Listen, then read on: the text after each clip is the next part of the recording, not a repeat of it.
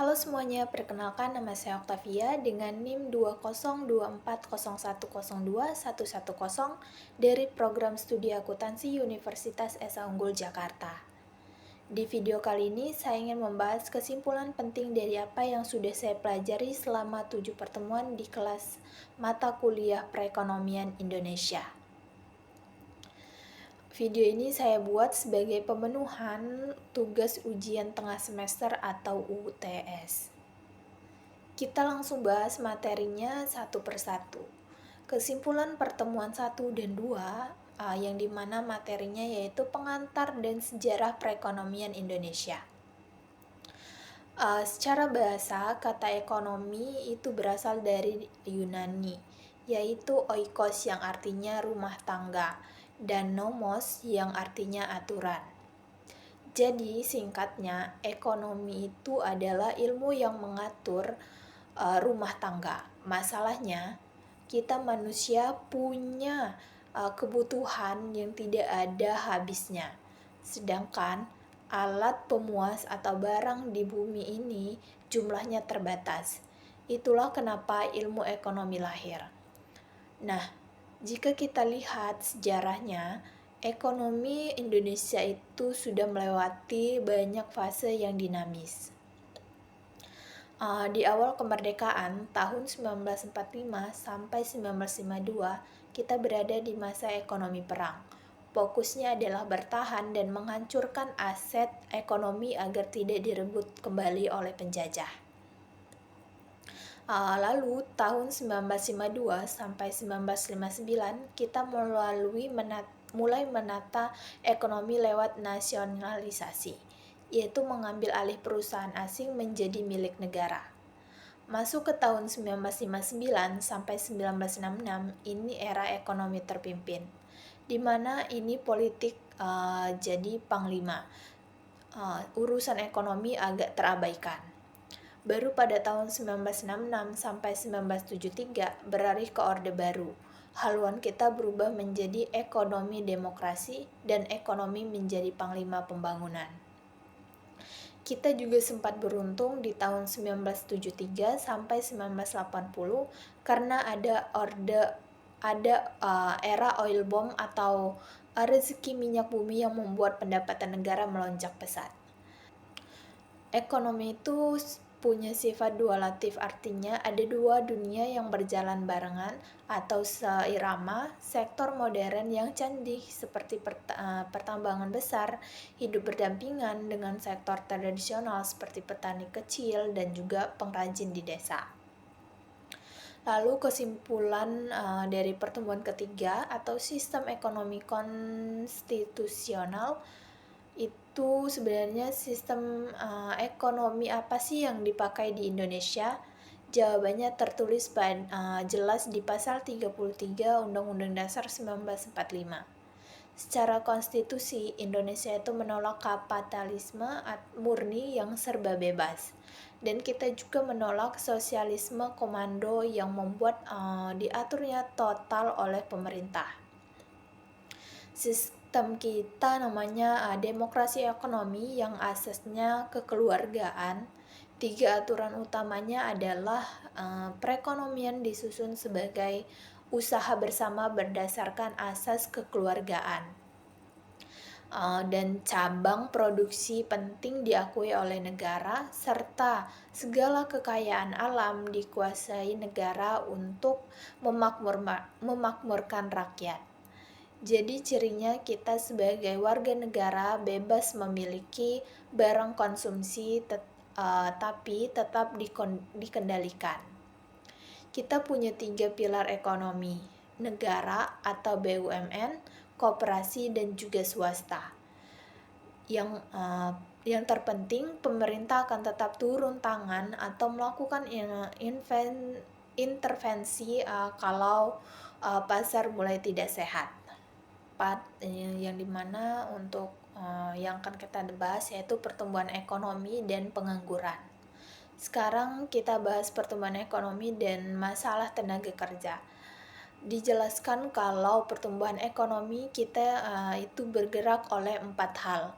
Konsumsi masyarakat yang naik, perluasan ekspor, substitusi impor, dan masuknya teknologi baru dari investasi.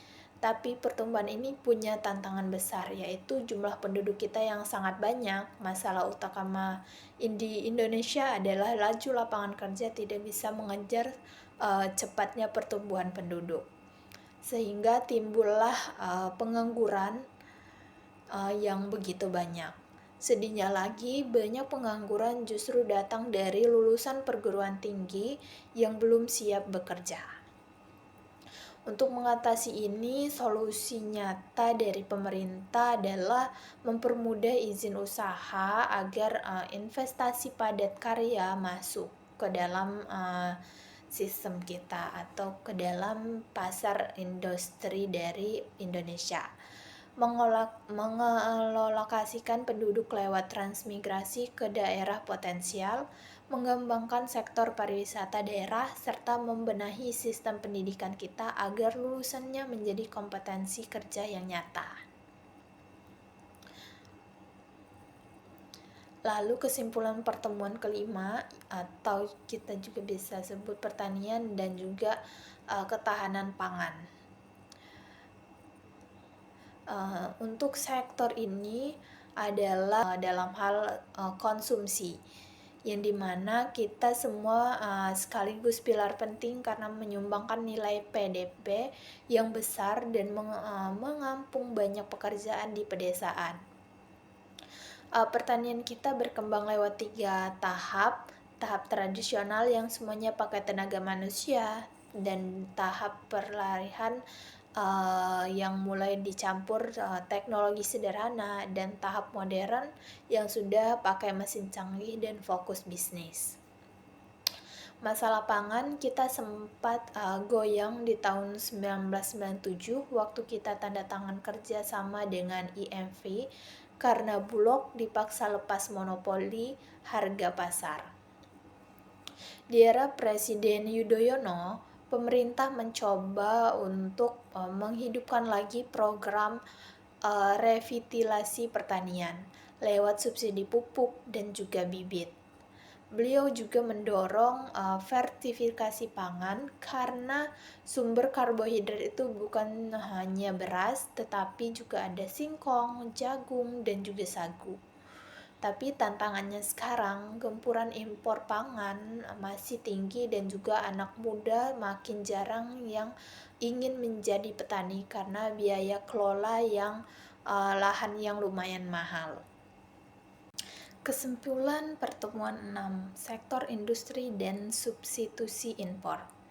Supaya ekonomi bisa melompat maju, strukturnya harus diubah dari negara agresi menjadi negara industri agar nilai tambah produk kita naik. Industri di Indonesia itu dikelompokkan menjadi beberapa macam. Ada industri pengolahan makanan, sandang, kimia, sampai industri kerajinan tangan, serta benda seni daerah. Tapi ada dilema sebagai negara berkembang. Kita seringkali harus mengimpor mesin dan barang modal dari luar negeri untuk membangun pabrik kita di Indonesia. Ini akan boros devisa atau tabungan mata uang asing negara. Solusinya adalah menjalankan strategi industri substitusi impor.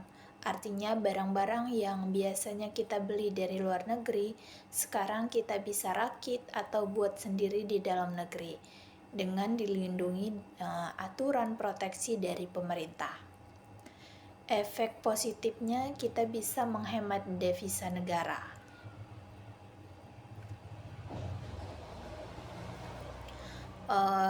Kesimpulan untuk pertemuan ke-7 atau kebijakan moneter dan Bank Indonesia.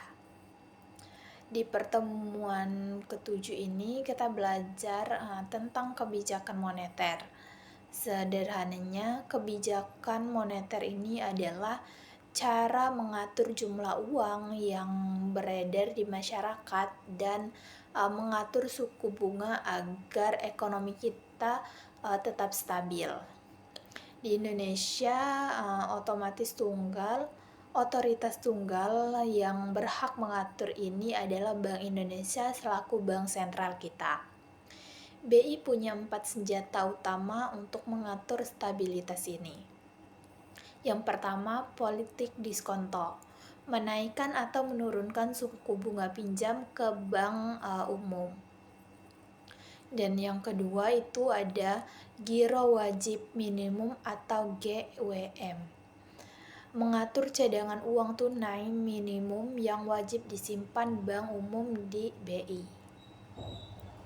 Yang ketiga, operasional pasar terbuka, menjual atau membeli surat berharga pemerintah seperti SBI untuk mengatur likuiditas pasar. Lalu yang keempat, politik kredit selektif, memperketat persyaratan pinjaman agar menyalurkan kredit perbankan lebih aman dan terkontrol. Intinya, kalau ekonomi lagi lesu atau banyak pengangguran, Bank Indonesia akan pakai kebijakan ekspansif untuk menambah uang beredar supaya ekonomi bergairah kembali. Tapi, jika terjadi inflasi tinggi atau harga barang naik terus, Bank Indonesia akan pakai kebijakan kontraktif atau menarik uang dari masyarakat agar harga kembali stabil. Baik, dari semua yang sudah saya sampaikan, kita bisa menarik kesimpulan kalau semua materi dari pertemuan 1 sampai 7 ini saling berkaitan erat. Sejarah panjang membawa kita pada sistem ekonomi Pancasila yang berlandaskan kekeluargaan. Dan untuk membuat Indonesia bebas dari pengangguran, kita butuh pertanian yang kuat, industri mandiri yang dilindungi, serta kebijakan moneter yang stabil dari Bank Indonesia. Demikian pemaparan rangkuman dari saya untuk UTS Perekonomian Indonesia. Terima kasih banyak atas perhatiannya. Mohon maaf apabila ada salah kata. Terima kasih.